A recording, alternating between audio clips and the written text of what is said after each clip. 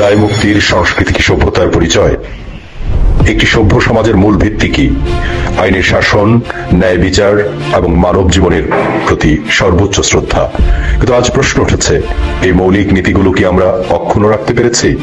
24শে জুলাইয়ের আগস্টের তথাকথিত গণ অভ্যুত্থানের সময় সংগঠিত হত্যাকাণ্ডগুলোর দিকে তাকালে স্পষ্ট হয়, সেখানে ছিল পরিকল্পনা, ছিল সংগঠিত সহিংসতা, ছিল জঙ্গি তৎপরতার স্পষ্ট আলামত।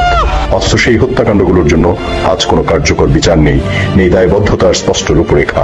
বরং আমরা দেখছি অবৈধ দখলদার ইউনূস সরকারের প্রত্যক্ষ পরোক্ষ মদদে একটি দায় মুক্তির সংস্কৃতি প্রতিষ্ঠা করা হয়েছে।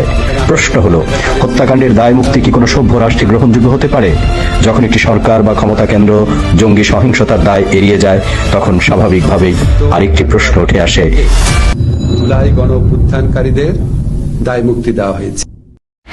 এই সহিংসতা কি হঠাৎ ঘটেছিল, নাকি এটি ছিল পূর্ব পরিকল্পিত?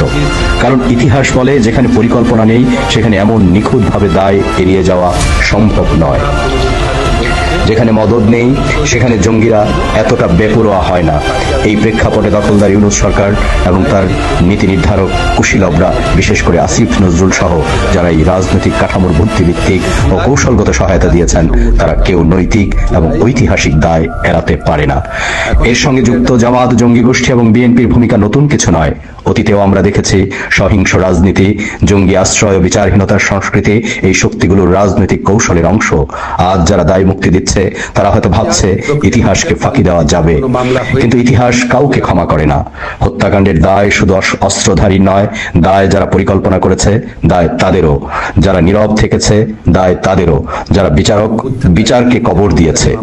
একটি সভ্য সমাজে প্রশ্ন তোলা অপরাধ নয়, বরং প্রশ্ন না তোলাই অপরাধ। আজ প্রশ্ন উঠেছে, কালই প্রশ্নই হয়ে উঠবে বিচার।